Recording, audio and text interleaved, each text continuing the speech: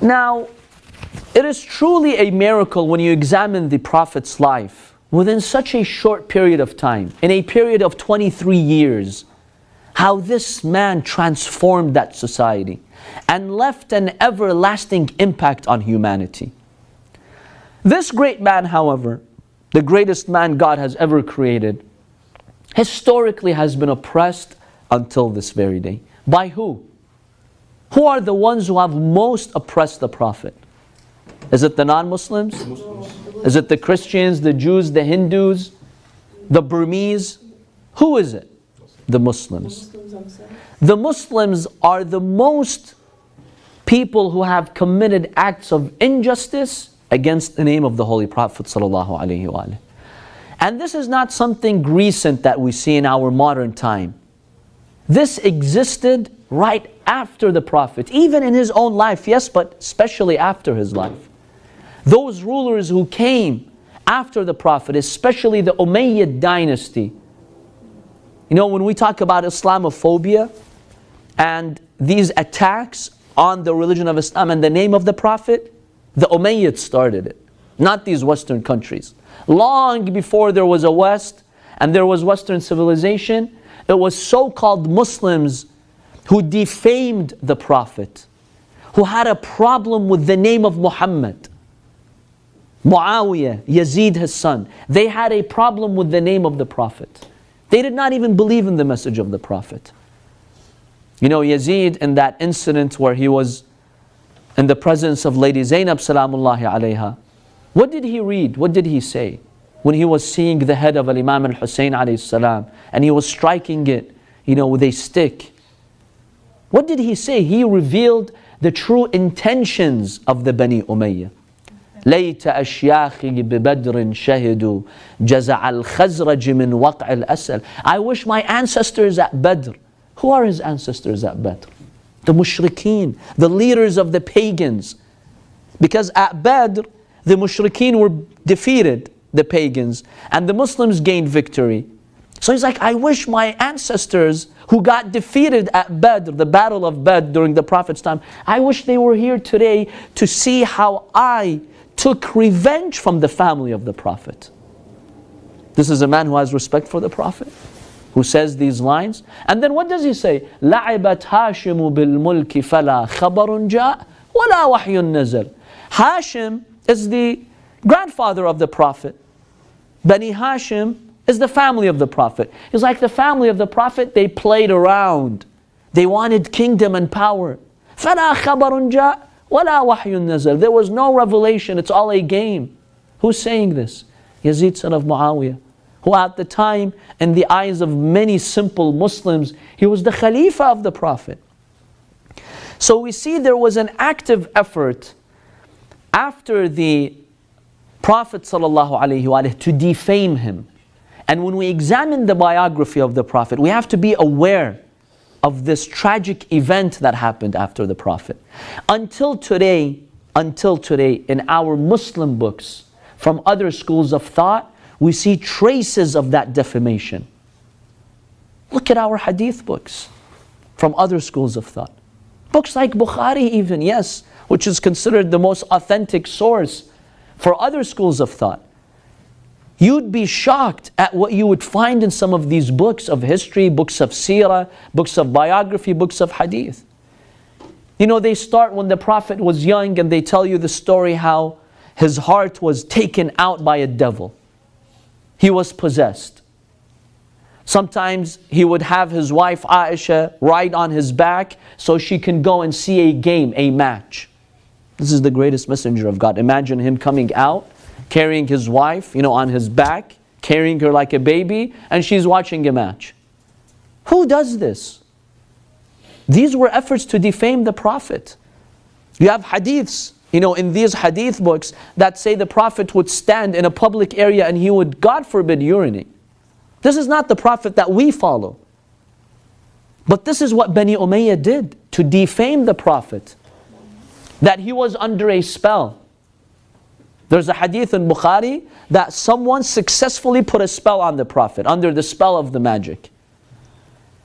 And you have a number of such traditions. So we know that we have a problem when it comes to the history of the Prophet. We have some hadiths, in these books that say the Prophet forgot some verses in Surah An-Najm and he added his own verse because the shaitan fooled him. Instead of thinking that this is Jibreel giving me the revelation, instead of knowing that shaitan, was giving him the revelation, he thought it was Jibreel. And so he added a verse in the Quran. Then Jibreel came down, he rebuked him, and he had to apologize. What kind of a prophet is this? And these hadiths still exist in our books. Is this respect for the Holy Prophet sallallahu alaihi wasallam? Or when you look at some historical events like the issue of Bani Umayyah, that the Prophet massacred 950 Jews. Is this accurate or no? Yes, sister? But then in Surah Najm itself, in the second and the third ayat, it says that he doesn't speak unless... That same surah, An-Najm, tells us, وَمَا يَنطِقُ عَنِ الْهَوَىٰ إِنْ هُوَ إِلَّا وَحْيٌ يُوحَىٰ. Anything the Prophet says is revelation from Allah. Yet you still find such hadiths in books. So the first group that oppressed the Prophet in history was who? Muslims, who claimed to be followers of the Prophet. And this is the tragedy that we have. Now, why did Bani Umayyah and some of these people defame the Prophet in this way? What was their reason? Did they have an agenda? There were several reasons. So that's not true that he killed Jews, 900 Jews? No, we will examine this in his biography. We will examine the issue, the massacre of Bani Qurayza in depth. And it's a historical fabrication that the Prophet killed 950 Jews. And we'll examine the proofs, why this is wrong. So the biography that we have today is not the real biography of the Prophet. We need to analyze it. We need to intellectually dissect the Prophet's life and see what is found in some of these books. Is this accurate, or is this a misrepresentation of the Prophet's life? So the book Salman Rushdie wrote is about those... Satanic verses. Yeah. Yes, that's the title of his book. So he's... What he mentions in some of the things that it's a devious book, by the way, but some of the things that he mentions in that book, they're found in Muslim books. And that's the problem. They are? Yes, they're found in Muslim books. And as Muslims, as true followers of the Holy Prophet, we have to purify his biography from this nonsense, from this defamation. So what was the agenda of Bani Umayyah? Why did they forge such fabrications and such hadiths? Because of the Badr. There were a number of reasons. Number one, you will find that Yazid and Muawiyah, they harbored this resentment towards the Prophet because the Prophet ﷺ, he brought this religion and many of their forefathers were killed, at Badr and some of these other events. So they realized that in Mecca we had power as pagans, we controlled society. Now this man came and he changed the social fabric and he brought this new religion, and there's a new power structure. So they had this resentment towards the Prophet. That's number one. Number two, they wanted to justify their own position. Because if the Prophet is clearly infallible and he never makes a mistake, and you're sitting in his seat representing the Prophet, people will tell you, wait a minute, you Yazid, you Muawiyah, you other caliphs, you're making all these mistakes. You're coming with all these sins. How are you qualified to represent the Prophet? What was their justification? The Prophet himself used to make mistakes sometimes. So if my Prophet makes mistakes, I can make mistakes, I can sit in his seat and represent him. It was an effort to justify their own wrong. Yes? Sayyid, when they mention these, they do point out that before Islam, even though it's known that he was infallible, they would try to authenticate or say that he did things like drink wine or things that we know that he wouldn't do. And these are efforts to justify them, because see, what's special about Imam Ali alayhi salam when it comes to the caliphs? He was the one. Imam Ali was the only one. From day one, he never committed any vice. All the others were pagans. They worshipped the idols. They would drink. They would do all these vices. So when you would tell them that, they're like, well, the Prophet, the same thing, before his ba'tha, before he became officially a messenger, he would do these things. See, it's all an effort to justify their wrong and to make themselves qualified. They're like, if the Prophet whom God chose had such a history, we can have a similar history. So it was really an effort to justify their own wrong. The Bani Umayyah, one reason why they forged these, fake hadiths about the Prophet, and they would pay some companions to forge them, is to justify their own position. Abu Hurairah, for example, he was definitely employed by the governments of his time to fabricate some hadiths. Another reason that we find here, and this is a very important reason, and this is a common theme when it comes to all of our sciences, science of hadith, science of Islamic law. After the Holy Prophet ﷺ, those who came to power, they imposed a ban on the recording of the hadith for about 100 years. Until the time of Umar ibn Abdul Aziz, there was a ban on recording the hadith. No one was allowed to record the hadith. In fact, they would punish the one who would write the hadith and document it. The first and second caliphs after the Prophet, according to Sunni sources, they gathered the hadith of the Prophet and they burned it. Why? For what purpose? Their excuse, their justification was that we don't want people to be busy with hadith and forget the Quran and confuse the two. Let people focus on the Quran, so let's prevent and prohibit the people from recording the hadith. That was their excuse. Now for 100 years you had a gap. Nothing was really being recorded except some personal, individual, minor efforts. Now those people who came later to document the Prophet's life, to write his biography, they had no sources. They could only depend on what? On oral transmissions.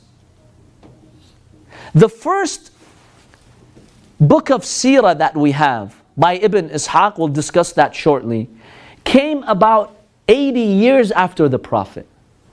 80 years. The first books of Sirah really came about 80 years after the Prophet. What happened in these 80 years? They had no concrete hadiths to refer to, historical evidence. You would go and just ask people, the progeny of the Sahaba, the children of the Sahaba. What did you hear from your parents? It was all orally transmitted. And that opened the door for all these fabrications, because when you don't have something documented on paper, you could easily change it, give it a different version, right? With oral transmission, you have a lot of changes. Have you ever heard of Chinese whispers? Mm-hmm. Right? Or they call it the game of telephone here. In one room, even if you don't want to just play, you really want to be accurate. And this happens to you. You say something to your friend says it to someone else. When it comes back to you, you're like, oh my God, you guys changed what I said to you. That's not what I said. Well, imagine in 80 years, you're relying on oral transmission. How many changes happened to that? And this created a challenge for those who tried to write the biography of the Prophet. Because you didn't have anything that was written or documented. So these were some reasons why until today we have fabrications in the life of the Prophet and the biography of the Prophet. Bani Umayyah and their evil agenda. And number two, you had a gap. With this ban on the hadith, which lasted for a century. After a century was this ban lifted, and the people finally were able to write the hadiths. But after a century, imagine how much you lost, how many details you lost. So that tells us that those early works on biography, there's automatically an issue with them. We can't take them, at face value and accept everything in them. We have to examine them, analyze them. Yes, sister. So when we talk about Bani Umayyah, is it that, what I have heard is that Bani Hashim and Bani Umayyah were neck to neck and there was a historical rivalry between them, yes. Rivalry. So was that one of the reasons too? Yes, absolutely. In Arabian society, the Bani Umayyah and Bani Hashim, they were cousins. And there's a long story to it, how the rivalry started. But the Bani Hashim were always just and upright. Bani Umayyah, because of their jealousy, because Bani Hashim, the family of the Prophet, they had a very high social status in Mecca. The Bani Umayyah despised them for that. Could we say that this despised was Yes, the jealousy, passed on from yes, generation to absolutely. generation? It was passed down. This was one factor, definitely. It was the jealousy from the Ahlul Bayt, from the Prophet, from Imam Ali alayhi salam. You know, one of the main reasons why many of those companions did not accept the leadership of Imam Ali was this jealousy. So yes, it was passed down from generation to another, and then you had these different factors that we also mentioned. So we see that we have these challenges when it came to the life of the Prophet and the biography. At the same time, during these decades, that 100 years, you had the influence of other religions. For example, you had the Jewish influence, Ka'b al-Ahbar. Ka'b al-Ahbar was originally a Jewish man who had a lot of knowledge of the Bible, of the Old Testament, and he would spread his own hadiths, his own stories. And interestingly, while the average Muslim was banned from recording and discussing the hadith, Ka'b al-Ahbar had his freedom. Especially the second Khalifa, he gave him so much freedom to spread his stories and to spread his ideas in Muslim society. This had a very negative impact on how Muslims came to see the Holy Prophet sallallahu alaihi wasallam. Abdullah ibn Salam was another man of Jewish origins who would spread hadiths that would actually defame the prophets of God, and including the Holy Prophet Muhammad sallallahu alaihi wasallam. And you find these hadiths until today, you find them in our books. Sayyidina, could you repeat the names, please? Ka'b al-Ahbar and Abdullah ibn Salam are just two examples. They were given the freedom to disseminate their views and spread their teachings. Thank you. So when you ban the hadith, and these people have their freedom, and Bani Umayyah are working on their own agenda, what do you expect really? Do you expect such a pure seerah and biography of the Holy Prophet sallallahu alaihi wasallam? And hence, honestly, until this very day, we don't have an accurate biography of the Prophet. We don't. Something that is so comprehensive and accurate that we can fully trust, we don't have because of these circumstances.